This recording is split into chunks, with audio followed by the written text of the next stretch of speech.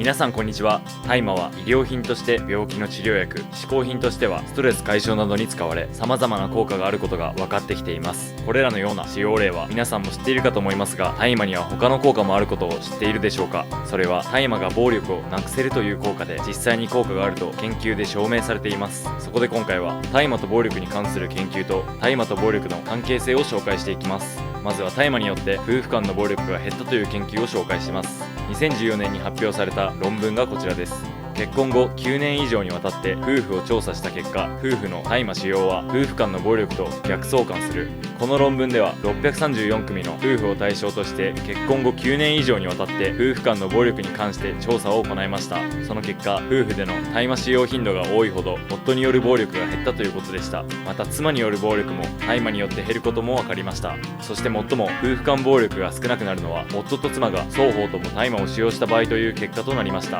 これは犯罪率調査でもよくわかります。研究グループは1997年から2012年にかけて収集された調査データを分析した結果、大麻が合法化されたカリフォルニア州では犯罪行動に大きな変化が起こっています。犯罪率にあまり影響の出てない州もありますが、カリフォルニア州が医療用大麻を合法化してから 15% の凶悪犯罪が減少し、強盗が 19%、殺人が 10% 減少と、様々な犯罪の中でもこの2種が急激に減少していることが分かっています。さらに驚くことに、麻薬売買に関連する殺人は 41% 減り、約半分にまで減少しています。これらの結果から大麻は人が持つ暴力性や怒りを抑制する効果があるということが分かります。続いてアルコールと大麻の攻撃性に関する研究を紹介します。2016年に発表された論文で、攻撃性刺激の前後におけるアルコール及び大麻使用時の主観的攻撃性、夫婦間暴力または家庭内暴力の原因の一つとしてアルコール依存症が考えられます。脳が酩酊状態になり、感情の起伏が激しくなってしまいます。依存症が重度の場合、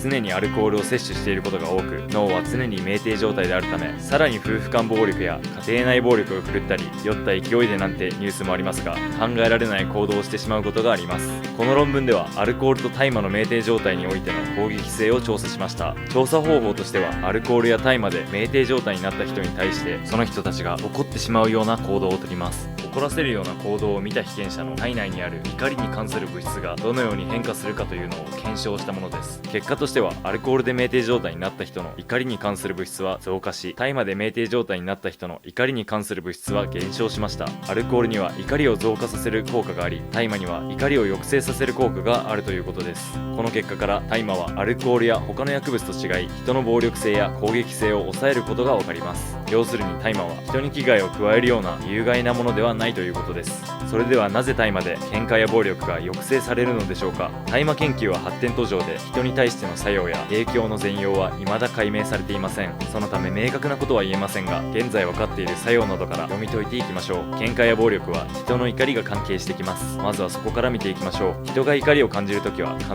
ず原因があります。その原因のほとんどは他人から不快に感じる言動や行動をされたときでしょう。不快という感情は脳の扁桃体という部分が司っており、その感情は恐怖記憶として海馬に記憶されます。さらに何度も他人から不快に感じる言動や行動をされると、恐怖記憶が固定化され、人は怒りを覚えるということです。しかしずっと恐怖記憶を持っていると、身体や精神に悪影響を及ぼします。そのためその恐怖記憶を消去しようと脳が働きます。その消去は脳の前頭前野という部分で行われます。大麻に含まれる THC と CBD はこの不快という恐怖記憶の消去を促進させます。さらに固定化も阻害します。そのため大麻を吸うと THC や CBD が常に脳内にある状態となるので、不快なことをされても怒りを感じにくくなるということです。大麻はこのように脳内に影響して怒りを抑えるため、結果として喧嘩や暴力、犯罪などが減少するということです。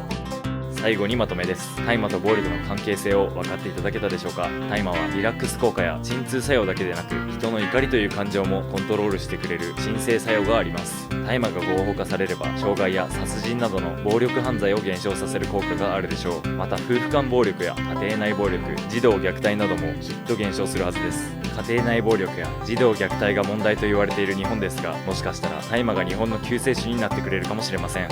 MJ チャンネルをいつも見ていただきありがとうございます。高評価とチャンネル登録をぜひよろしくお願いします。当チャンネルでは大麻の歴史や品種紹介など、大麻を中心としたコンテンツを配信していきます。最新の記事も知ってもらいたいので、通知ボタンも押してくれると嬉しいです。それではまた次回お会いしましょう。ご視聴ありがとうございました。